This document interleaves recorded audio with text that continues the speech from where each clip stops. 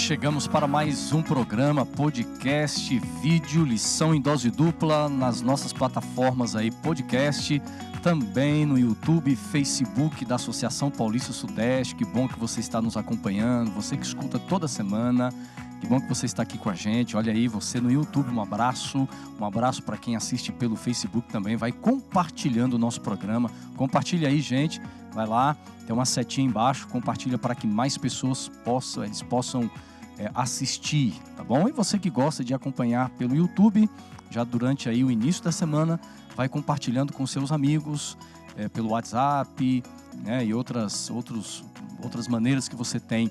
E que bom a gente poder estudar, comentar a lição da Escola Sabatina. Vai escrevendo aí.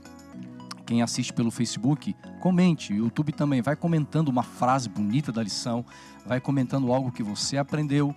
E você que está ouvindo pelo podcast, né? Vai aproveitando cada segundinho aqui da nossa lição e sempre comigo.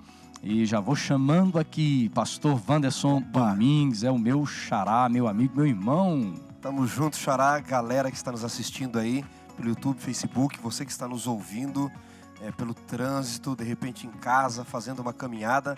Satisfação estarmos juntos aqui, xará, para estudarmos agora o 11º tema do nosso guia de estudos, né? Já estamos no 11º, a lição.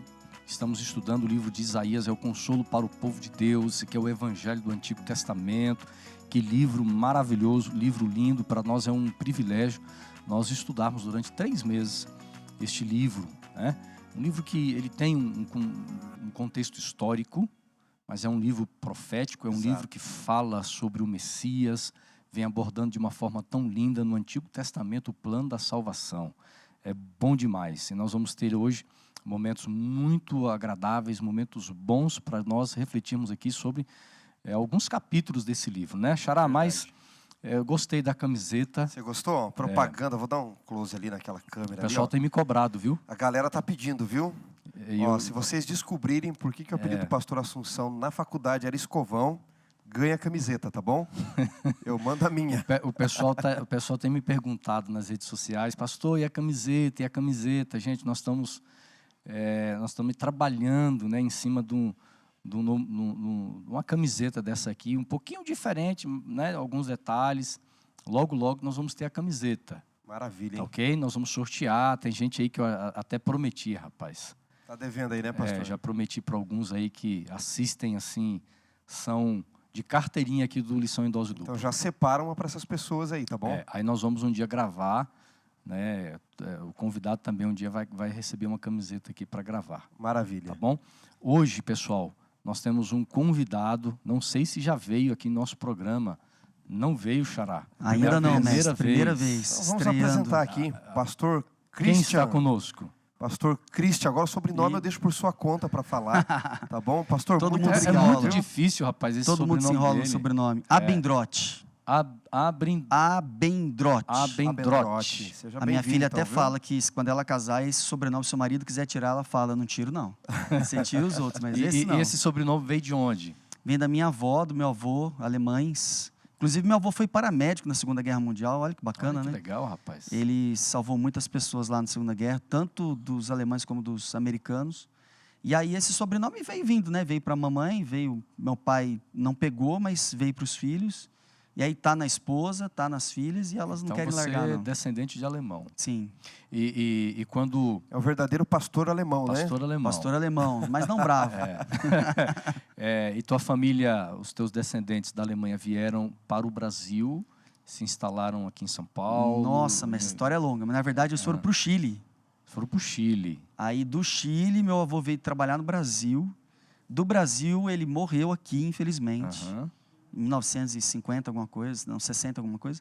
E aí eles voltaram para o Chile. De lá, minha avó conheceu meu pai, se casaram. Ela falou, olha, o Brasil é maravilhoso. Vamos para o Brasil? Eles falaram, vamos. Olha só. E aí eu nasci no Chile, com 40 você é dias. chileno? Com 40 dias de vida eu estava aqui no Brasil já. Nasceu no Chile, mas é brasileiro. História longa. Brasileiro Legal. de coração. Pastor, fala um pouquinho aqui para a galera que está nos ouvindo. A gente gosta de apresentar os nossos convidados. Um pouquinho da tua experiência ministerial, onde você trabalha, por onde você já passou, para eles conhecerem um pouquinho o que você tem feito aí na obra do Senhor. Legal, pastor Wanderson. Bom, os dois Wanderson, né? Espero não errar aqui no Assunção Domingues. mas eu fui pastor associado de evangelismo na Associação Paulista Oeste, foi onde eu comecei trabalhando, na região de Bebedouro, Monte Azul Paulista, Cajobi, foi sensacional lá, um abraço para esse povo lindo lá. Depois eu fui trabalhar em Jales, onde eu cuidei lá de 9 igrejas, em 24 cidades, basicamente ali aos arredores de Jales, Santa Fé do Sul, Três Fronteiras, Auriflama, Populina, Urânia. Ai, Jesus, será que eu lembro de todas? E ali um povo maravilhoso ali que trabalhamos com eles. Vim então para a PV, trabalhei no Vila Margarida como pastor distrital e agora aqui na APS como capelão em Mauá. Mauá, um abraço pessoal de Mauá, todos os distritos, lugares que você passou. Sim. Mas um abraço especial aqui para o nosso campo, né, pastor Assunção? É verdade, Mauá tem um povo abençoado ali. Um abraço para você que assiste aí ou nos ouve de Mauá, né? Sempre conosco, acompanhando. Quero mandar um abraço especial, Xará, para todos os nossos amigos aqui, território aqui do ABC Paulista, né? Tanta gente que nos acompanha, gente de outros estados também, gente aí que às vezes me escreve, a gente percebe que você acompanha de outros lugares do Brasil e até fora do Brasil também. Um abraço, obrigado pela sua audiência. Gente, olha, nós vamos falar hoje o tema do nosso manual, do nosso guia de estudo, da lição da Escola Sabatina, como nós normalmente falamos. Já mostrei aqui, falando sobre o livro de Isaías. Esta semana, que tema, hein? Amor em ação. Nós vamos partir do capítulo 55 do livro de Isaías, mas nós sempre temos aqui, a gente começa depois desta introdução, onde a gente dá um alôzinho para você, onde nós apresentamos o nosso convidado, pastor Christian, né? A gente sempre começa com uma oração, pastor. Domingues, você vai então orar por todos nós, pedindo a bênção do Senhor. Vamos orar. Senhor Deus e Pai, nós vamos abrir agora a Tua Palavra, estudarmos também o guia de estudos do livro de Isaías, e nós pedimos a Tua bênção, a Tua iluminação, mas eu quero fazer um pedido especial a todos os amigos que estão nos ouvindo, nos assistindo. Nosso país e o nosso mundo, Senhor, está vivendo neste exato momento uma das maiores crises desta geração. Pessoas, infelizmente, estão perdendo a vida, outros aí perdendo seus entes queridos. Queremos pedir uma proteção, Senhor, a todos nós, a Tua misericórdia a este mundo, a este país em que vivemos. Por favor, Senhor. Que Jesus não demore em voltar, porque este mundo irá de mal a pior. Então, que o Senhor nos prepare para a Tua vinda, especialmente através do estudo da Tua Palavra. Amém. Oramos por Jesus. Amém. Amém. Muito obrigado, Xará. Nós entramos então em nossa lição da Escola Sabatina, Amor em Ação. É interessante esse tema, amigos. Eu percebo uma sociedade polarizada, uma sociedade contaminada pela raiva, contaminada pelo egoísmo, por exemplo. As pessoas muitas vezes usam as redes sociais para defender as suas ideias e elas defendem de uma forma não pensando muito na opinião do próximo, por exemplo. A gente vê um mundo e vivemos num mundo de intolerância, falta de respeito. Mas, ao mesmo tempo, a gente percebe que as pessoas elas são intolerantes, mas elas também falam de amor. E eu percebo que, quando eu olho para a Bíblia, principalmente para esses capítulos agora, que nós vamos estudar durante a semana, os capítulos 55, 58, né? O conceito de amor na palavra de Deus é completamente também diferente daquilo que o mundo fala de amor. Xará, isso é profundo demais, e amigos que estão aí nos ouvindo e assistindo. Até parece que eu vou fugir um pouco do tema da lição, mas não, porque eu gostei muito do título da lição desta semana, Amor em Ação. Em 1 João 4, verso 8, a Bíblia diz, Deus é amor. Mas o C.S. Lewis, ele escreveu um livro chamado Os Meus 4 Amores, onde ele diz o seguinte, Deus é amor, mas o amor não pode se tornar um Deus. E o amor, ele se torna um demônio no exato momento em que ele se torna um Deus na nossa vida. O amor às coisas, o amor aos prédios, aos templos, ao formalismo, à formalidade, à religião. O amor até a si mesmo, né? O amor a si mesmo, né? Então, o Lewis, quando ele trabalha o amor, amigos, ele diz que às vezes a gente tem uma noção muito simples do que é amor, e por isso nós desaprendemos a amar, não amamos corretamente. A gente diz, amor é uma ação. Você acha que é uma banalização do amor hoje? Muito, muito forte. Chama-se de amor muitas coisas que são loucuras. mas é qualquer coisa menos amor. Até pelo conceito bíblico que você trouxe, né? Deus é amor, ou seja, as pessoas se afastam de Deus, mas elas pregam que amam, né? Nós somos Olha criados que à imagem de Deus, né, pastor? É interessante isso. E nós temos características que Deus tem transmitidas por Ele, não é?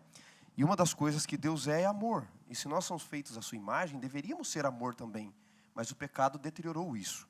O tema da lição fala do amor em ação. Se nós não entendermos o que é o amor na teoria primeiro, nós vamos pôr em ação algo que nós entendemos de forma errada, que não é amor. Então, só para a gente entrar aqui no tema da lição, porque isso vai falar do amor à religião, do amor às formalidades, né? Mais para frente, o Lewis ele divide o amor, para nós entendermos, entre amor à apreciação e amor necessidade. Então, rapidamente, o que é amor necessidade? É como eu tenho amor à comida, eu tenho necessidade da comida. Mas, você concorda comigo, Xará e pastor Christian, que se eu encher o bucho, como diz na minha terra lá, né? A gente fala encher o bucho, né? Encher a barriga de arroz, feijão e ovo, pode depois trazer o melhor cozinheiro do mundo, o melhor chefe do mundo, a comida mais cara do mundo, o que eu vou dizer? Eu já estou satisfeito, porque a necessidade foi satisfeita. Exato. E aí o Lewis diz o seguinte, se nós entendemos que amor é só necessidade, satisfação de prazer, de vontade, quando acaba a vontade, quando acaba a necessidade, acaba o amor. E a gente pode ter isso em relação a Deus. Por outro lado, eu vou falar um pouco mais depois, você pode ter em relação a Deus o amor à apreciação. É como um perfume que você gosta, Xará. Não importa quantas vezes você sinta o cheiro daquela flor, daquela rosa. Você nunca estará satisfeito. E é isso que nós vamos aprender a ter para com Deus na lição de hoje. Que bom, viu? E é interessante que o livro de Isaías começa falando de mais uma dura de Deus, né, ao seu povo. No capítulo 5 ele vem e traz como vocês disseram em outros momentos, questões poéticas, traz um poema lindo ali. Mas agora, no capítulo 55, que daqui a pouco nós vamos falar também, ele começa falando do amor de Deus na prática. E nós, às vezes, esperamos o amor dos seres humanos, né? Hoje, como você estava dizendo, pastor Wanderson, existe uma banalização realmente do amor em todos os sentidos. As pessoas querem ser compreendidas naquilo que elas entendem, mas elas têm muita dificuldade de compreenderem os outros da forma que eles também se entendem. E isso tem feito com que a palavra de Deus fique em segundo plano. Usando também um outro autor, John Ortberg diz assim, né? Quero conhecer todas as profundezas de Deus, todo o resto é mero detalhe. Mas as pessoas não têm se preocupado em conhecer as profundezas de Deus, né? Eu espero que essa semana a gente consiga passar para eles essa noção do que é o amor em ação. É verdade. Porque eu vejo que o amor em ação é uma resposta do meu amor e do amor de Deus por mim. Verdade. Né? E esse texto tão lindo é o texto principal do nosso guia, Isaías capítulo 58, no versículo 10 diz assim: se abrirem o seu coração aos famintos e socorrerem os aflitos, então a luz de vocês nascerá nas trevas e a escuridão em que vocês se encontram será como a luz do meio-dia. Vai segurando aí, porque daqui a pouco nós vamos entrar nesse verso aqui, tá bom? Dos nossos amigos, nós vamos entender melhor as profundezas, as maravilhas desse texto, que é o texto central, vamos dizer assim, um dos principais versos, né, que nós vamos estudar aqui durante a semana. Mas nós vamos agora entrar no capítulo 55 deste livro do profeta Isaías.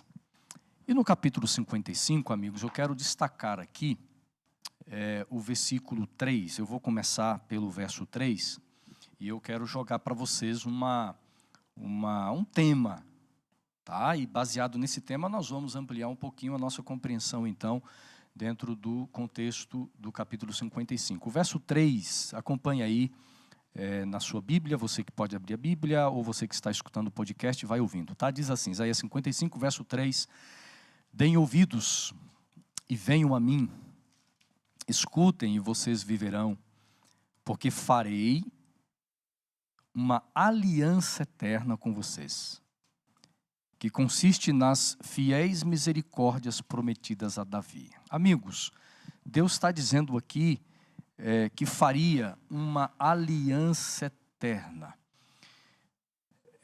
Nós vamos estudar sobre esse tema da aliança no próximo trimestre. Então a gente vai dar só um spoiler aqui, pastor Wanderson, para a gente entender esse conceito de aliança entre Deus e seu povo, entre Deus e ser humano, já apresentado pelo profeta no capítulo 55. Pastor, aliança em hebraico, a palavra berit significa preso, amarrado com cordas, né? Certo. Deus escolheu se unir, ficar preso, amarrado a nós, né? E Deus faz aliança com algumas pessoas, várias pessoas, mas tem algumas alianças mais destacadas, pontuais na Bíblia, né? Você tem Adão, Oséias fala que ele havia feito uma aliança com Adão. Você tem o próprio Noé, em Gênesis 6, a primeira vez que a palavra aliança aparece na Bíblia é com Noé.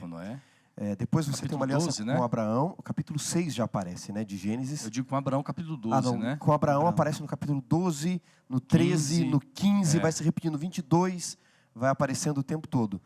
E depois você tem a renovação da aliança com Judá, etc. Mas a última pessoa na Bíblia com quem Deus faz uma aliança particular é Davi. Nunca mais Deus fará. Só e no faz Salmos, com o povo, com a nação em termos gerais. Exato, exatamente, pastor. E no Salmos 89, vou pedir aqui para o pastor Christian ler para nós. Claro. Salmos capítulo 89, deixa eu só conferir aqui o versículo, versos 3 e 4. Verso 3 e 4. Salmos capítulo 89, você que está em casa pode nos acompanhar, verso 3 e verso 4. Diz assim: Fiz uma aliança com o meu escolhido e jurei ao meu servo Davi, dizendo: A tua semente estabelecerei para sempre e edificarei o teu trono de geração em geração. Então veja, Deus faz uma aliança com Davi, dizendo: olha, eu vou estabelecer uma aliança contigo e o teu trono para sempre. Depois, se o pastor Assunção puder ler para nós, Ezequiel capítulo 34. Vamos dar um pulinho lá, amigos. Só para nós entendermos por que Isaías 55:3 fala desta aliança perpétua com Davi. Ezequiel 34. Exatamente. Ezequiel capítulo 34. Vamos ver o pouquinho verso. Ali para os nossos amigos que estão nos acompanhando, antes do livro de Daniel. Ezequiel capítulo 34, versos 23 e 24. Ok, que diz assim, Ezequiel capítulo 34, versos 23 e 24. Porei sobre eles um pastor, e ele as apacentará, o meu servo Davi. Ele as apacentará e será o meu pastor. Eu, o Senhor, serei o seu Deus, e o meu servo Davi será príncipe no meio delas, eu, o Senhor, falei. Que texto interessante de Ezequiel, né? Porque Ezequiel está no exílio. E o verso 25, pastor, diz assim, ó: farei uma aliança de paz com as minhas ovelhas. Exato. Então ele tem uma aliança baseada em Davi. Agora veja que interessante, Ezequiel está no exílio. Davi já havia morrido há centenas de anos. E o texto diz assim, que eu vou suscitar um só pastor. Quem é? O meu servo Davi. Mas Davi já havia morrido. Como pode Deus prometer, numa profecia, enviar Davi? Ele está falando, obviamente, de um descendente de Davi. Por isso, pastor Assunção e Christian, quando nós voltamos a Isaías 55, no verso 3, e Deus fala de uma aliança perpétua com a casa de Davi, ele está falando de um rei que viria, mas também como servo, porque Davi também é chamado em 2 Samuel de o meu servo Davi. Um descendente de Davi, né? E traria uma aliança eterna para com o seu povo. Isso vai ficar claro no Novo Testamento com Jesus, que vem da descendência de Davi.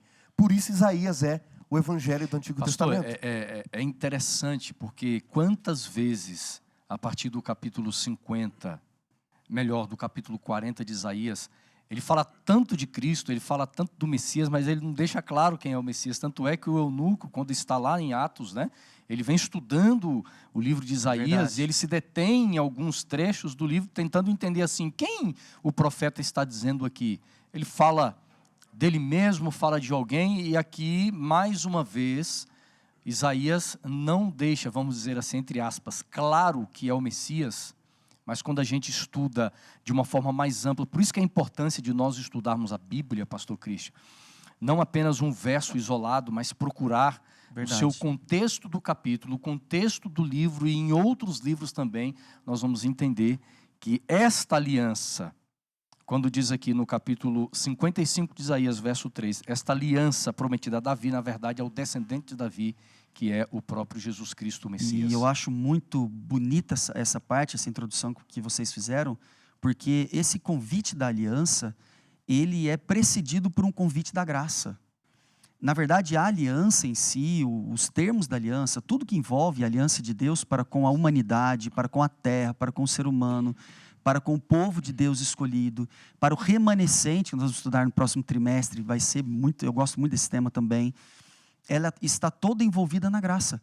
Deus ofereceu o seu filho como símbolo da aliança através do cordeiro já no Éden, quando ele pede para Adão matar o cordeiro, porque ele tem peles de animais depois. Deus oferece depois para Noé. Noé faz o sacrifício quando ele sai do dilúvio, Abraão e assim por diante. E aqui em Isaías 55, diz: todos vós que tendes sede, vinde a mim. Então é um chamado de Deus espetacular. Deixa eu ver se eu estou entendendo aqui, pastor. Então a essência da aliança não está como objetivo principal a formação de uma nação, ou o centro da aliança está o plano da redenção? Porque Deus, ele faz uma aliança com Abraão e dentro desse contexto de aliança, ele diz assim: você vai ser pai de nações, Verdade. etc e tal. Deus estabelece o seu povo, né? as famílias, exato. E Deus forma um povo, mas às vezes nós imaginamos que a aliança de Deus, o objetivo final é a formação de um povo. Mas agora você toca, e à luz deste capítulo 55 de Isaías, me parece que a aliança, o centro dela, vai além da formação de um povo, de um povo judeu, mas parece que o profeta está ampliando isso aqui, esse conceito, pastor, de aliança. Qual o objetivo de Deus em trazer essa aliança? Isaías não tem como não ser o evangelho do Antigo Testamento. Ainda que ele o quisesse, não tem como. Note, querido amigo que está aí nos ouvindo, o texto começa dizendo assim: todos vós que tendes sede, vinde às águas. Você tem duas questões aqui, tem muitas, mas duas que podemos ressaltar. Primeiro, imagina que eles estão num contexto do Oriente Médio, deserto, mesmo para o povo que está na Mesopotâmia, escravo, contexto de deserto. A água, ela não só era útil para a vida, mas ela era muito raro de se encontrar. Então não era incomum você encontrar naqueles dias pessoas andando com baldes na cabeça vendendo água. E a facilidade que nós temos de ter água em casa, né? Hoje é fácil, você abre a torneira, sai água. Naquela época não. Você tinha que muitas vezes comprar água na rua, de pessoas que carregavam baldes na cabeça. Só que o escravo não tem dinheiro para comprar essa água. E aí você tem o convite para aquele que não tem dinheiro, não é? Vinde e de graça bebei. Mas aqui você tem um eco no Novo Testamento. Qual é? João capítulo 7, versos 37 ao 39, onde no último dia da grande festa, Jesus diz assim: quem tem sede, vem a mim e beba. Quem crer em mim, do seu interior, fluirão rios de água viva. Então, e o texto vai dizer depois, em João 7,39, que é o Espírito Santo. Uhum. Então, aqui você tem o contexto da graça presente. E notem que no Evangelho de João, onde Jesus é a voz, o servo que ecoa, venham a mim e bebam de graça, você tem em João, no capítulo 1, ele saindo das águas, no capítulo 2, transformando as águas, no capítulo 3, mandando nascer das águas, no capítulo 4, oferecendo a água da vida, no capítulo 5, contrastando as águas falsas, no 6, andando sobre as águas, no 9, mandando o cego ir ser curado no tanque nas águas, e aqui no 7,39 ele diz: venham a mim para poderem beber a água viva. Agora, o início do capítulo diz assim: todos vocês que têm sede, venham às águas. Nós chegamos à conclusão que é uma necessidade espiritual de todo ser humano. A água é o Espírito Santo, pastor. Me desculpa, pastor Cristiano. Sim. Ser prolixo aqui. A água é o Espírito Santo. Uhum. Jesus é a fonte, é quem clama. Uhum. A água é o Espírito Santo. Ele diz a Nicodemos que não nascer da água e do Espírito no original, né? Da água, no português está da água e do Espírito. No original está da água e Espírito, João 3,5. A água aqui oferecida já no contexto da aliança da graça é o Espírito Santo. Aí aqui a gente tem que parar para se perguntar algo. Por que você tem que ser batizado? Ou seja, todos nós temos a sede desta água. Porque nós somos corrompidos espiritualmente. E quando eu mergulho nas águas, eu estou aceitando o todo do Espírito em mim. É a natureza espiritual, é a transformação, é a graça.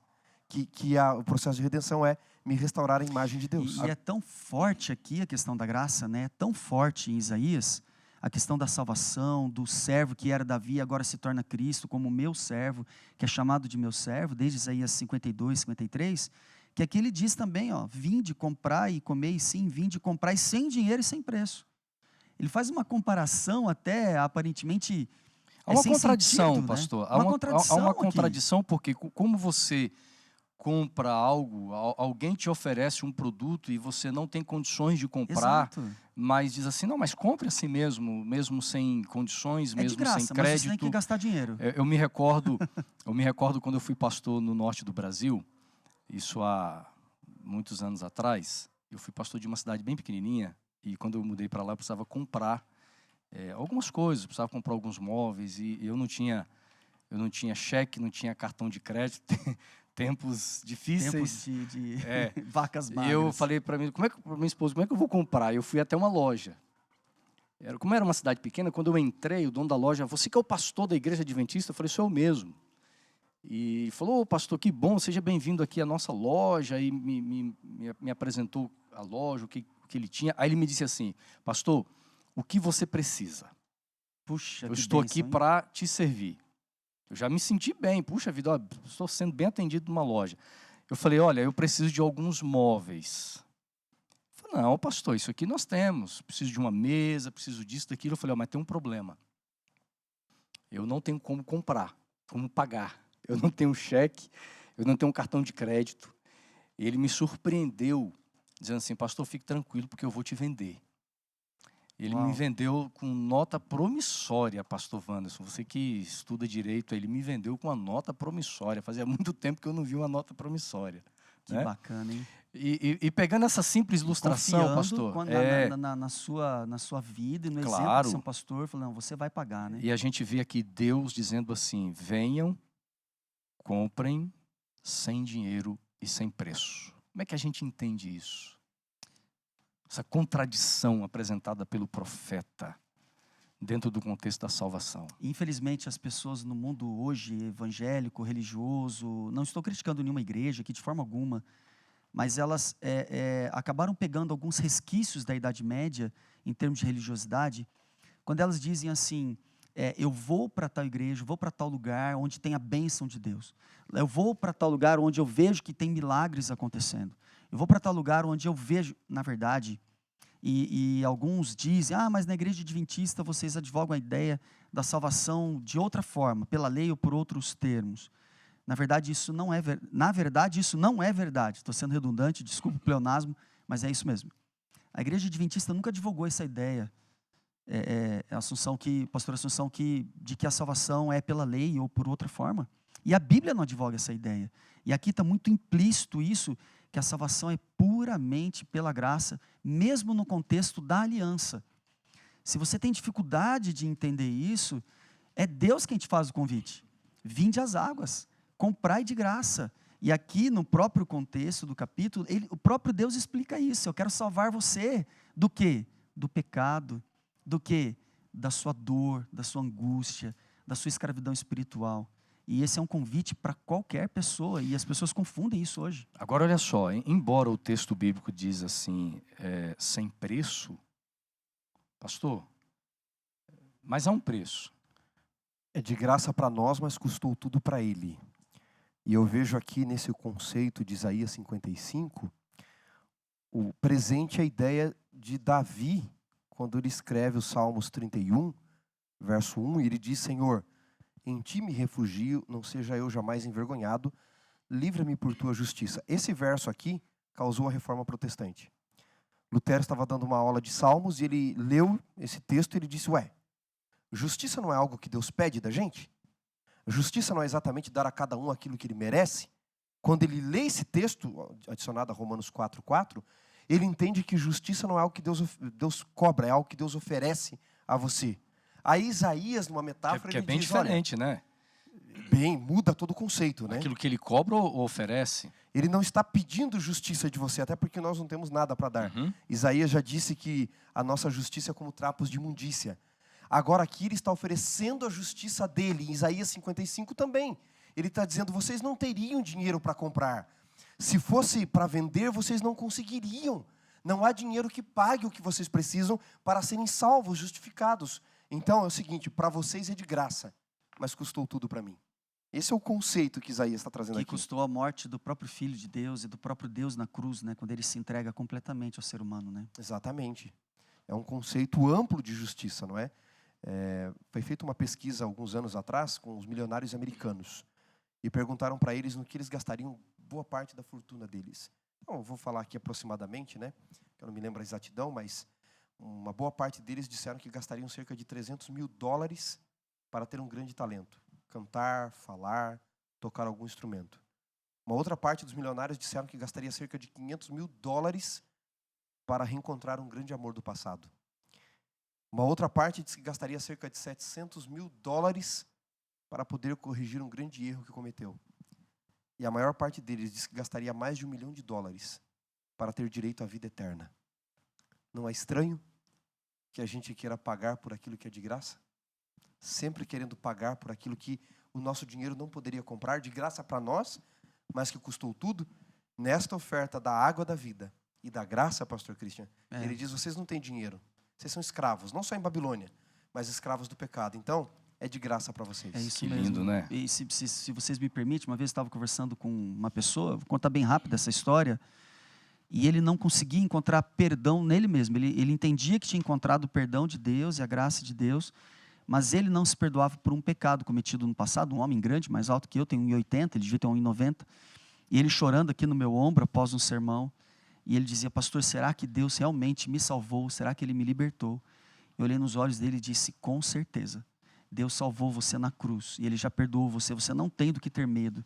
E ele, mais alguns minutos ali, ele me perguntou várias vezes isso.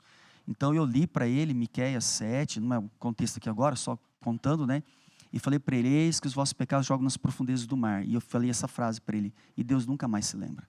Ele olhou para mim, então chorou, me abraçou e falou, pastor, muito obrigado, eu precisava ter essa certeza. E ali ele entrega a vida dele a Cristo e se batiza, uma história linda e fantástica, que eu me lembrei aqui agora. Sabe que quanto mais nós estudamos sobre o tema da salvação, da graça, mais nós vamos tendo a percepção da gravidade do pecado, de quem nós somos, Verdade. Da necessidade de Deus. E eu quero convidar você que está chegando agora aí pelas redes sociais, Facebook, YouTube, né? Acompanhe com a gente aqui o estudo da lição de número 11, falando sobre o amor em ação, estudando o livro de Isaías. Compartilhe nas suas redes sociais, tá bom? Vai compartilhando aí, gente. Se você está no Facebook e não compartilhou, faça agora, tá bom? E vai escrevendo, escreva uma palavra que expresse a tua alegria, o que representa a salvação de Deus na sua vida, tá bom? Pastor Christian, não sei se você tem a Bíblia aí ou o Xará, Isaías 55, os versos... Tá aqui. Tem aí, pastor Christian? Leia, por favor, os versos 6 e 7. Vamos lá. Isaías 55, versos 6 e 7. Diz assim, buscai ao Senhor enquanto se pode achar, invocai-o enquanto está perto. Deixe o ímpio o seu caminho, e o homem maligno os seus pensamentos, e se converta ao Senhor, que se compadecerá dele. Torne para o nosso Deus, porque grandioso é em perdoar. Nós estamos chegando aqui no final, nós estamos dividindo aqui em blocos, que o nosso tema, o final desse bloco, justamente falando sobre esse apelo de Deus em buscar o Senhor, enquanto Deus pode ser encontrado, enquanto Ele pode ser achado, é o tempo da graça, é o tempo da salvação que nós estamos vivendo hoje.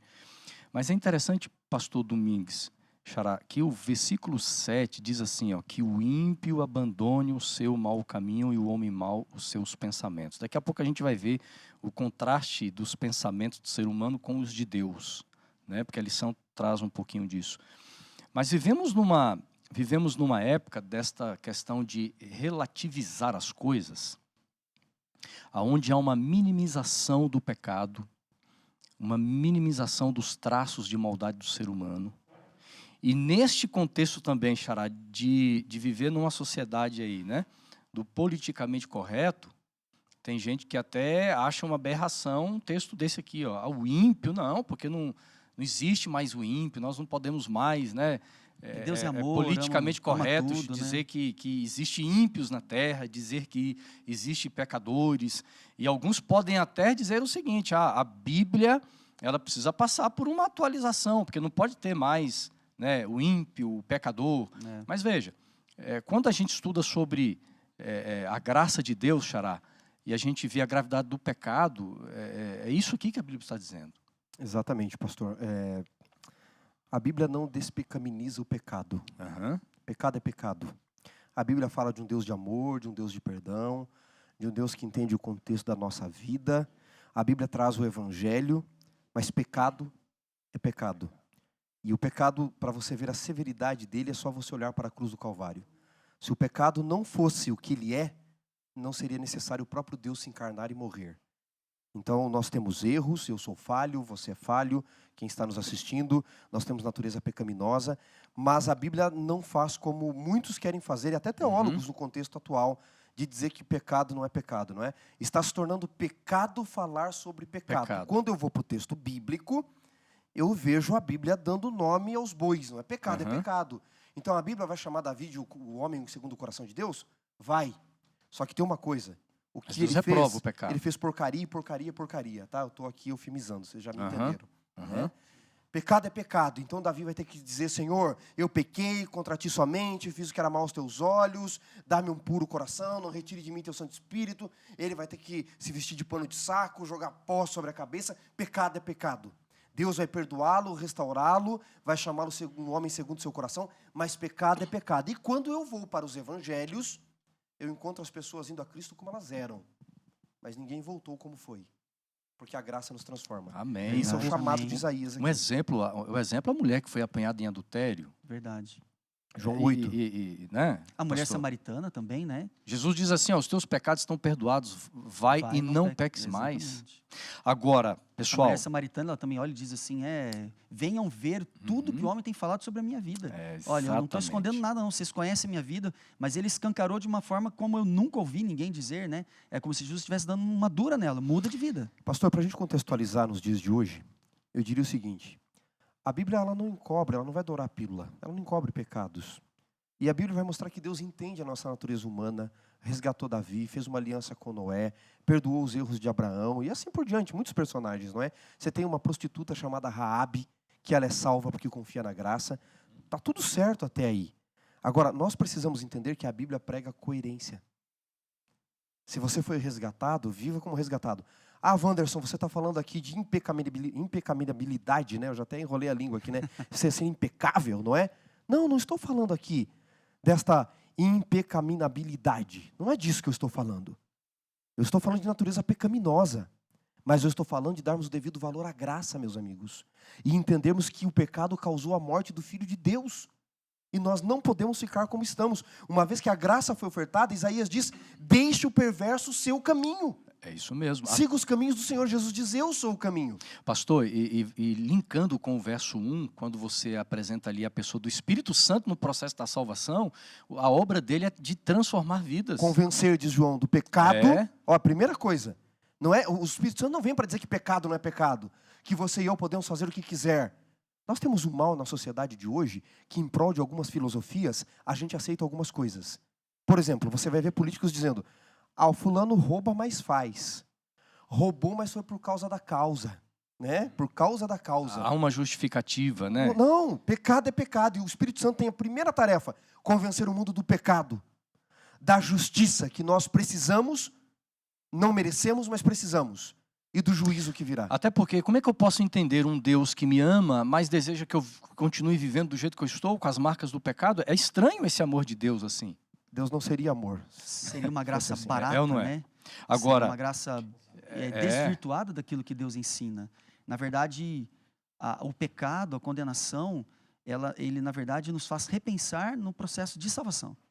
Se eu estou salvo pela graça e eu posso continuar vivendo a vida que outrora eu vivia, então eu não entendi o que é a graça, porque a graça me eleva a querer ter uma vida melhor, me aproximar mais de Deus, ter padrões mais elevados, ser uma pessoa melhor do que eu era, né? Eu conheci a história de um homem que ele era empresário, advogado, e a família estranhou, porque com 65 anos ele encontrou o evangelho. Eu não lembro, não lembro o pastor que contou essa história é linda. E ele chegou em casa e começou a mudar. Depois de um mês a esposa pensava em separar, não aguentava mais, a pessoa olhou para ele e falou, o que está acontecendo com você? Por que você agora é calmo? Por que você agora não briga mais? Por que você não estressa mais? por que você não está desse jeito? E ele disse, eu encontrei Jesus Cristo, eu me tornei adventista do 7º dia, estou frequentando a igreja. E a esposa falou, e frequentando a igreja? Você está ficando maluco?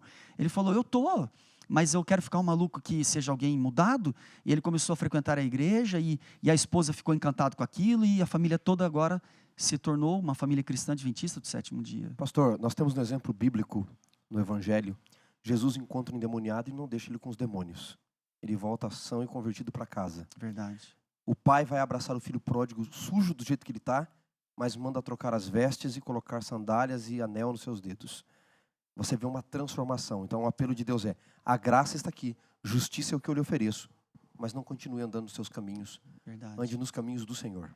Aqui no versículo, para nós terminarmos aqui esse bloco, nos versos, ou melhor, no versículo 8 diz, porque os meus pensamentos, Deus está dizendo, não são os pensamentos de vocês.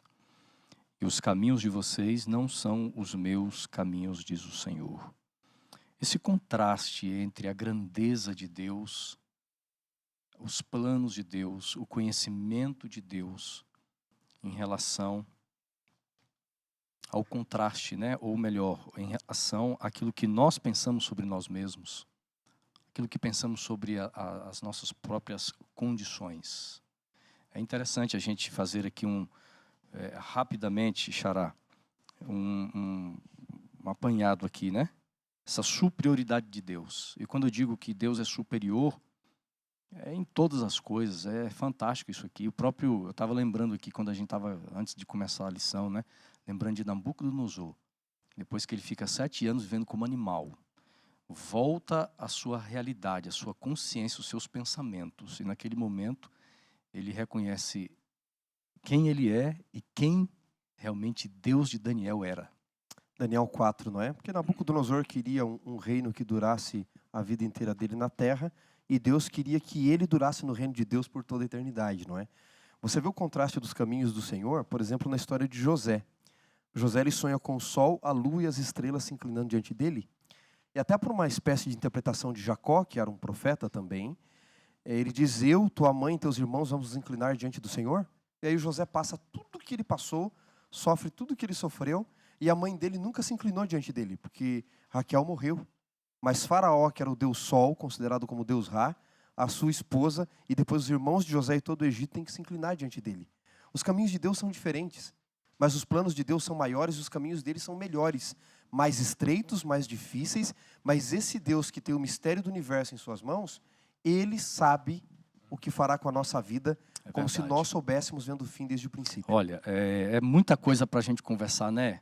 E o tempo está correndo aqui, eu preciso passar para o segundo bloco da lição, porque nós estamos hoje aqui pegando esses temas principais abordados aqui. Nós chegamos agora ao capítulo 58 e nós encontramos aqui, amigos, um tema, uma palavra muito conhecida, vamos dizer assim, no meio evangélico, é muito conhecido a palavra jejum, embora no meio evangélico há uma dinâmica de tantos novos cristãos e muita gente não sabe mais o que é o jejum, até porque o jejum também é uma prática que está sendo assim, se tornando rara, né? Mas a Bíblia fala no capítulo 58, sobre o jejum.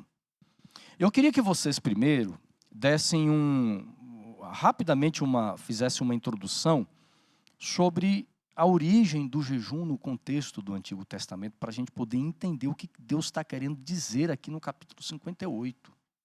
Porque o capítulo 58, nós estamos vendo aqui uma relação do jejum com o dia da expiação, que é um dia, o dia da expiação era uma festa, né, era um momento tão marcado e centrado na salvação, na graça de Deus, na salvação do ser humano, no juízo também. Mas nós encontramos aqui o jejum. Verdade. E aqui nesse contexto de Isaías 58, pastor Assunção, o senhor está perguntando assim, mais uma introdução, né? O jejum, ele passou a ser algo mais forte após o exílio. Mas nesse contexto de Isaías, até que esse momento, o jejum era um dia destinado ao dia da expiação, aonde o pecado do povo era extirpado através de um processo lá no santuário, onde o sumo sacerdote, ele intercedia pelo povo, que havia, entre aspas, acumulado seus pecados durante o ano inteiro. Mas ele já tinha obtido o perdão.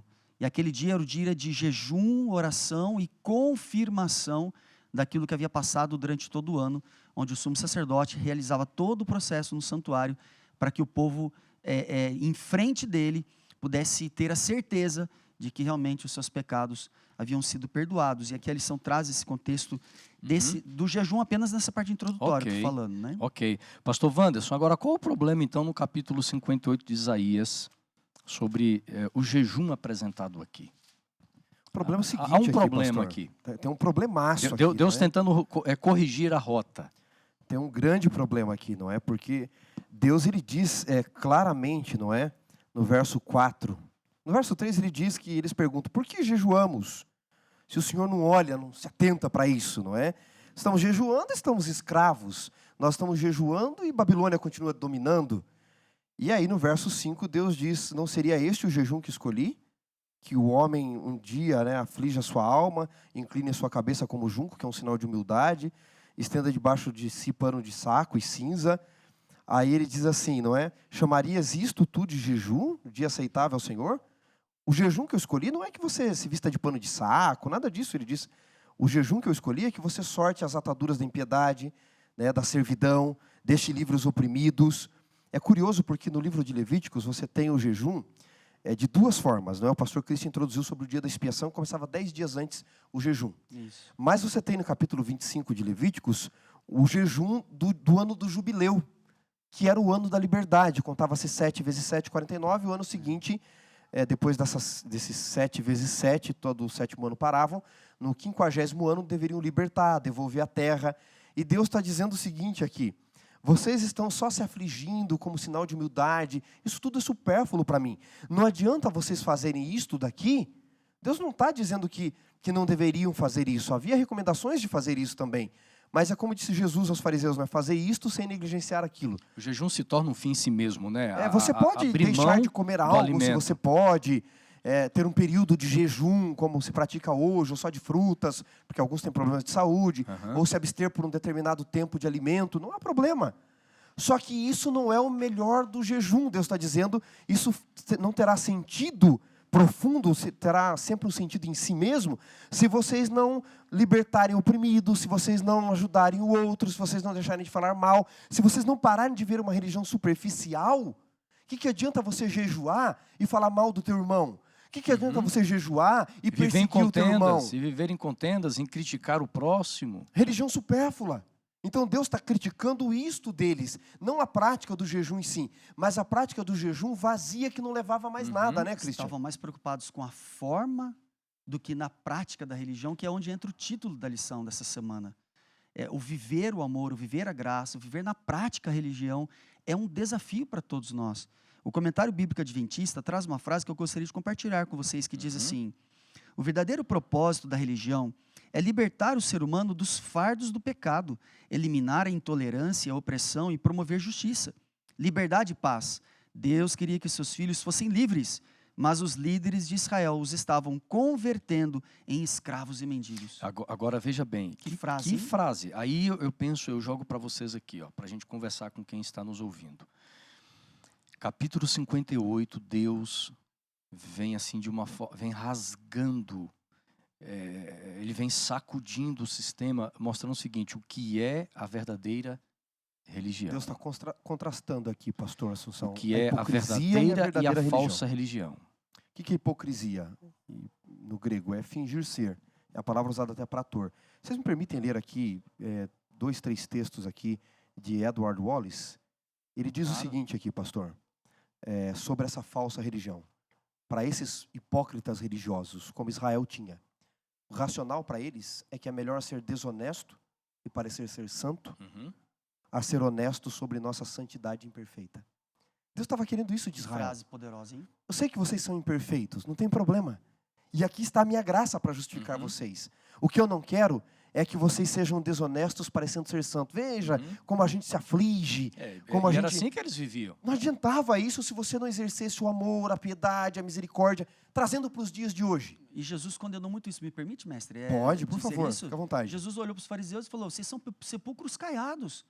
Vocês por fora são lindos, vocês se vestem bem, sentam-se nos primeiros bancos da igreja, mas por dentro vocês estão cheios de rapinas e violência. Vocês questionam as pessoas, mas por dentro vocês não vivem na prática a religião. Jesus ele veio também para condenar exatamente o que Isaías está condenando aqui. Mas eles não queriam, porque isso afronta.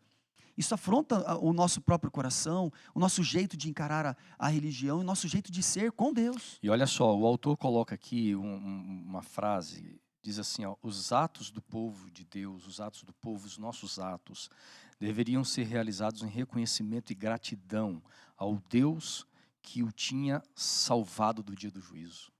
E eles não estavam fazendo isso, né? Amor em ação é uma resposta de uma vida salva. Verdade. Aquilo que eu vivo durante o dia precisa ser uma resposta do amor de Deus por mim, do meu amor por Ele, da salvação que eu experimento todos os dias. Agora, olha só. Se eu experimento, Xará, a salvação em Cristo todos os dias e a obra do Espírito Santo em minha vida, não tem como eu viver uma religião como Deus condena. Pastor, um pé de laranja não dá laranja para provar que é laranja. Ele dá laranja porque se ele é um pé de laranja não há outro fruto. Alguém salvo não pratica boas obras para mostrar que está salvo. Mas por que está salvo? Esse mesmo autor que eu mencionei, ele diz o seguinte, né? Nós temos olhos de morcegos para as nossas próprias faltas e olhos de águias para a vida e a falta dos outros, não é? Verdade. Então, o que Deus está mostrando aqui para eles? Olhem para vocês. O que precisam mudar de verdade? Vocês estão oprimindo as pessoas, vocês estão perseguindo as pessoas, tornando seus compatriotas escravos. Vocês são escravos em Babilônia, estão escravizando os outros. Ou para quem ainda estava no contexto da época de Isaías, porque essa profecia remete dos dias dele a 150 anos depois, ele está dizendo que Israel está uma desgraça, uma injustiça total. Eu dizia aqui sobre os nossos dias. De que adianta a gente guardar o sábado? Não é que você não tem que guardar o sábado. Você deve guardar o sábado, está na lei de Deus. De que adianta a gente devolver o dízimo? Não é que você não tem que devolver o dízimo. Está na Bíblia também, que nós temos que ser fiéis ao Senhor. Viu, Xará? Mas não praticar isso com amor e justiça. E muito mais pensar assim, e também como eu guardo o sábado, porque a forma como eu guardo o sábado Exato. precisa ser fruto da minha vida com Deus. Alguns tornam o sábado um fardo para a própria família e para os outros. Exato. Agora, eu vou trazer uma questão assim, pode ser até polêmica, mas nós não vamos polemizar, nós vamos tentar centrar espiritualmente isso aqui. O que acontece? Nesse contraste, amigos, entre a verdadeira e pura religião e a religião condenada por Deus, vivemos então numa sociedade, num contexto religioso em que muitas pessoas, elas dizem assim, tá vendo? A igreja, nós estamos vivendo numa igreja ou a igreja que eu vou, há muita hipocrisia. As pessoas estão mais preocupadas com formas, com os rituais, e eu quero viver, né? Eu quero viver esta religião ensinada essência, por Deus, né? Aqui no capítulo 58, essa essência religiosa. Aí o que ela faz? Aí ela diz assim, não, então eu vou estabelecer o tipo de religião que eu acho que é. E esse Ela deixa de congregar, né? Ela começa a viver. Hoje nós temos aí um movimento que já vem acontecendo já há algumas décadas no mundo, no Brasil aí, principalmente nos últimos 10 anos, que são os desigrejados. São aqueles que são religiosos, mas eles defendem a ideia de que não precisam, por exemplo, de uma igreja, de um templo, de uma estrutura religiosa para viver a religião. Mas Deus estabelece o nosso referencial, Xará, de religião não está nos meus conceitos, nos meus pensamentos, até porque Deus já disse, os meus pensamentos, Ele fala, eles são diferentes dos pensamentos de vocês. Por mais que eu tente estabelecer um formato do que é a religião correta, eu sou um pecador, eu tenho tendências carnais. Então, eu acho que a palavra de Deus é que é o nosso referencial. O próprio Cristo é o nosso referencial como aquele que veio estabelecer a verdadeira religião. Quando nós criticamos um sistema, e óbvio, tudo nesse mundo é passível de crítica, tudo que é humano. Mas todas as vezes que eu destruo um sistema, eu crio o meu sistema ou entro num outro sistema. Isso tem que ficar claro na nossa mente. Então, quando eu não concordo com algo, eu deveria tentar melhorar aquilo que está ali. Lógico, pode chegar alguns momentos, algumas situações que eu tenha que sair para um outro ambiente religioso, num outro local na cidade mesmo, no bairro, não há problema nenhum. O problema é quando eu tento viver a minha própria religião isolada porque eu não concordo com os outros. A religião, ela existe exatamente para nós aprendermos a lidar um com o outro. Voltando à expressão de Lucas 15, do parábola do filho pródigo, você tem um totalmente relativista que está perdido longe da casa do pai, e um totalmente legalista perdido dentro da casa do pai. O irmão mais novo, quando vai voltar para casa, podia pensar assim, não vou voltar, porque lá tem um camarada cheio de formas, o irmão mais velho. O irmão mais velho, por outro lado, quando está voltando e o irmão mais novo já está lá dentro, na festa, poderia pensar, não vou voltar, porque ali dentro tem um camarada que acha que pode tudo. Agora, a história é contada dos dois filhos para entender que tanto o relativista quanto o formalista não entendiam direito quem era o pai. Não entendem o pai, não entendem o amor do pai, não entendem a graça do pai. Não entendem quem é o pai. Eu costumo dizer, pastor Cristian, que a única diferença... Com lentes diferentes, né, pastor? Sim. Porque, pastor, a única diferença entre o legalista e o relativista é o tamanho da lista. Porque um diz que menos eu preciso fazer para ser salvo. O outro diz que mais eu preciso fazer. Mas os dois não entenderam que é a graça. Vocês não acham, por exemplo, que esses dois grupos, né, que são dois grupos bem distantes um do outro, vocês não acham que eles minimizam demais tudo isso que nós estamos estudando sobre salvação, sobre graça, sobre perdão, sobre pecado, por exemplo? É aí onde entra a falta de equilíbrio nas pessoas, né? O povo de Israel, eles viviam muito essa questão do 880, como alguns dizem, mais antigos. Porque aqui, por exemplo, e você vai em Amós e você encontra nos profetas ditos menores, né? Agora mudou um pouco essa expressão, né? Mas você encontra eles condenando exatamente essas práticas do povo. Qual é o problema de vocês? Vocês não ajudam o órfão, o pobre, a viúva, o necessitado, o aflito, vocês não acolhem. E aí, quando nós vemos o Apocalipse, no capítulo 3, quando fala da igreja de Laodiceia, Deus inverte e diz assim, sabe qual é o problema de vocês? Vocês não se vestem, vocês precisam de roupas para se vestir, vocês estão pobres, cegos e nus. Deus, ele inverte. Quem são os pobres agora? É a religiosidade na prática da igreja de Deus que está faltando. E o senhor estava falando, pastor Assunção, uma coisa muito importante. Você está dizendo assim, as pessoas querem uma igreja, né, quer viver uma igreja diferente. As pessoas esperam dos outros e se esquecem que eles mesmos têm que viver na prática. Exato, isso. E olha só, o primeiro grupo, que é o grupo dos ultraconservadores, né, pastor? Você usou uma outra expressão aí, os legalistas, eles centram tanto nas obras, e quando se fala de adoração, nos ritos, e não na pessoa principal que adora é Deus, mas os ritos, eles são mais importantes do que o próprio Deus. Aí você vai para o outro extremo, né? Porque a Bíblia fala disso aqui, o capítulo 58. Vocês estão aí, ó.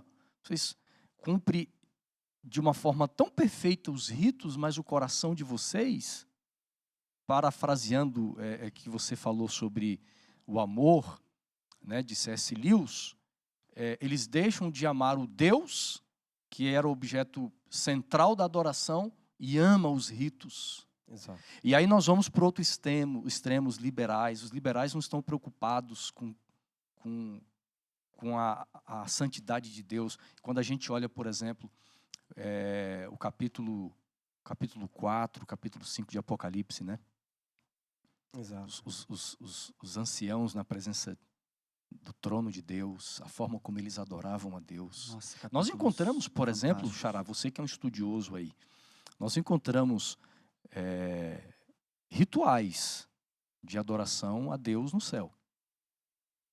Mas os ritos não são a essência. Mas é o ser que é adorado. Eles compreenderam o que o Cordeiro fez por eles. Por isso eles vão cantar em todo cântico em Apocalipse. Você vai ter o centro, a morte do Cordeiro. Quer ver o capítulo 5, por exemplo? Tem um cântico no verso 9. Ele vai dizer, digno és, eles estão com harpas nas mãos, taças de ouro cheio de incenso. E eles dizem, digno és de todo louvor e adoração, porque foste morto e com teu sangue compraste. Então eles têm a experiência da salvação. Falando ainda dos relativistas e legalistas, não é? De que lado Deus está? Eles podem perguntar. Acho que Deus poderia responder, eu não estou do lado de ninguém, porque ninguém está completamente do meu lado. Mas há coisas em vocês que eu jamais estaria ao lado de vocês. Eu vejo algumas coisas interessantes, mas há outras que eu jamais apoiaria. Tanto o filho mais velho quanto o filho mais novo precisavam um do outro para entender quem era o pai. Porque só o mais novo entendeu que o amor não conta débitos. E só o mais velho entendeu que o amor não conta créditos. E eles só poderiam aprender isso trocando experiência um com o outro. Por isso, naquela pergunta que você fez, eu não posso ter uma religião sozinha. Eu preciso um do outro. E Paulo disse que é um corpo, né? Agora, para a gente finalizar aqui, nosso tempo acabou. Um minutinho para cada um. Para nós fecharmos aqui com Isaías 58, versículo 13. Quando fala, deixa eu abrir aqui a minha lição. Quando nós encontramos aqui a palavra sábado, em relação a esse contexto que nós estamos estudando. O sábado seria o grande dia da celebração, no contexto de Isaías 58, né? O dia que cairia como feriado ali do Yom Kippur. Então, é o grande dia onde o povo teria o encontro com Deus. E uma das frases usadas ali no hebraico, Ani ledod vedod li, eu sou para o meu marido e meu amado é para mim, ela é encontrada nos Cânticos de Salomão 6, verso 3. E o que significaria isso? Era o resultado do dia do perdão, uma declaração de amor mútuo entre Deus e seu povo. Isso está um pouco antes, tá? De Isaías 58, 13. Por que eu estou falando isso? Porque aí chega o sábado, como o grande dia de memorial da redenção e da criação de Deus, um dia especial para que seja um dia abençoado para nós, em nosso benefício, para extrairmos desse dia um encontro com Deus, renovando-se a cada semana, de tempos em tempos, e não apenas algo uma vez por ano, mas algo diário e semanal. O título da lição fala amor em ação. Eu falei do amor necessidade, do amor apreciação. Aí Lewis coloca um terceiro tipo de amor, o amor doação. Só quando eu aprender a contemplar Deus, não ir atrás dele só por necessidade, e contemplá-lo na beleza da sua santidade, quem ele é que eu vou ter o amor doação, que é o amor em ação, porque é o que Deus fez por nós. Neste sábado aqui, que eles estão cuidando dos seus próprios interesses, diz o texto, talvez caiba bem a pergunta, como guardar o sábado? Não fazendo a nossa própria vontade. Eu tenho duas regrinhas para mim, pastor. Vocês podem concordar ou não, mas eu uso para a minha vida. Primeiro, tudo que pode ser evitado, deveria ser evitado. Segundo, tudo que promove o bem, deveria ser feito. Porque é o amor doação, é o amor em ação, que é aquilo que Deus fez por nós ao longo da história da redenção. De uma forma prática, o que nós deveríamos e devemos fazer no sábado? Nós já sabemos muito bem, é um dia de nós adorarmos coletivamente. Nós temos, por exemplo, o costume, né? E nós nos alegramos tanto quando vamos à igreja, adorar coletivamente, estamos ali ouvindo a palavra, mas de uma forma prática. Além disso, porque tem muitos adventistas, muitos cristãos guardadores do sábado que acabam centrando a guarda do sábado, eles cessam das atividades do trabalho, vão à igreja e não tem muitas outras ações, né? De uma forma prática, o que nós poderíamos fazer? Colocar o amor em ação nas horas do sábado. Deixa o pastor Cristiano um pouquinho. Eu acho que é exatamente o que a lição trouxe, né? Essa ação deveria ser mais evidenciada no dia de sábado. Falando novamente o que eu disse, né? Quando o povo de Israel sai da libertação do Egito, Deus diz para eles, antes até de dar os 10 mandamentos, com a inclusão do sábado, de forma literal, escrita pelo seu dedo: vocês foram escravos, nunca se esqueçam disso, eu libertei vocês pelo meu amor. Guardem a minha lei agora. O sábado devia ser um dia de libertação e não um dia de enfado. Uma vez um irmão chegou para mim, um ancião de igreja, e falou assim: olha, eu estou estressado, que minha mulher não levanta, pastor, meus filhos demoram, e eu venho para a igreja estressado. Falei, então, deixa sua mulher demorar. Falei para ele, né? Por quê? Você já parou para pensar o quanto que a sua esposa fica estressada em trocar os filhos, em arrumar tudo? Querido, o sábado tem que ser uma bênção para você. Dia de alegria. Ajude as pessoas. Vá visitar um doente, vá na porta de alguém que está com Covid, não entre tomando os devidos cuidados, mas por que não passar com o carro na frente e dizer: olha, estou orando por você, gostaria que você soubesse disso. Faça algo que seja relevante para Deus, para você, mas para alguém. Viva isso. E aí você fala, né, lembrando da história de Israel, que foram libertos da escravidão. Sábado é um dia que eu posso levar esse Deus que liberta aqueles que estão escravizados, de visitar hospitais, né? Você pode visitar moradores de rua, não só no sábado, mas tirar um dia especial para isso nos ajuda. Sim. Vai à igreja, você pode tirar um momento com a família, em meio à natureza. Exatamente. A família também precisa ser claro. cuidada, não Até é? porque a família é o primeiro campo missionário. Exato. Agora, pastor, ouvi há muitos anos a história de um líder da igreja adventista no interior do Paraná, eletricista, que um viajante estava lá com o carro à noite, sem luz, sem nada, e ele trabalhou por mais de 2 horas e o rapaz quis pagar, e ele disse, não, eu não vou aceitar, eu não trabalhei. Ele falou, trabalhou sim. Ele era o único eletricista da cidade já no sábado. Então eu preciso lhe pagar. Ele disse, não, eu não trabalhei, mas eu vi o senhor trabalhando no meu carro. Ele disse, no sábado eu não trabalho, amigo. No sábado eu faço bem. Eu não cuido dos meus interesses, mas do interesse de Deus. Muito lindo. Eu vou terminar a nossa lição lendo aqui um pensamento escrito por Ellen White. Lindo, falando sobre tudo aquilo que nós estudamos aqui hoje. Ela diz assim, que os anjos desejam examinar atentamente o tema da redenção. E será a ciência o cântico dos remidos por todos os incessantes séculos da eternidade. Gente, que coisa maravilhosa. Deus seja louvado por Nós isso. vamos passar a eternidade procurando compreender tudo aquilo que Deus fez. Se a minha compreensão de redenção, de salvação, ela é curta, ela é estreita, eu já decidi, não, eu preciso fazer algumas coisas para ser salva. Ela está dizendo aqui, ó, que os remidos, que os salvos passarão a eternidade estudando sobre o tema da redenção. Que Deus nos abençoe. Muito obrigado, amigos, por mais um estudo, para a gente conversar sobre esse tema tão bonito. Pastor Christian, muito obrigado, Sim, viu? Obrigado a vocês. Por você ter vindo, estar com a gente aqui. Nós te agradecemos de todo o Deus coração. abençoe, pastor. Obrigado. Né? Viu? Mandamos um abraço para os nossos amigos que estão acompanhando pelo podcast, YouTube e Facebook. Muito obrigado por sempre estar conosco também. Compartilhe aí na sua timeline a lição em dose dupla. Tá ok? Pastor Christian, termine orando por todos nós. Oremos. Querido Deus, nos ajuda, Jesus, a vivermos na prática o Evangelho em ação para salvar pessoas. Não somente trazendo para a igreja, mas mostrando de forma viva, de forma eficaz, o que Cristo fez por nós na cruz. E para isso, precisamos do Teu Santo Espírito, precisamos de Ti e precisamos ainda mais do Senhor Jesus em nossas vidas como exemplo e nosso principalmente como nosso substituto. Obrigado, Senhor, por tão providenciosa graça e abençoa todos esses que nos ouviram. Quem sabe até alguém que está agora internado possa receber essa lição e aprender que o Senhor é um Deus de amor e de libertação. Abençoa, assim, a todos que nos ouviram, a nós também, é o que te agradecemos por Jesus. Amém.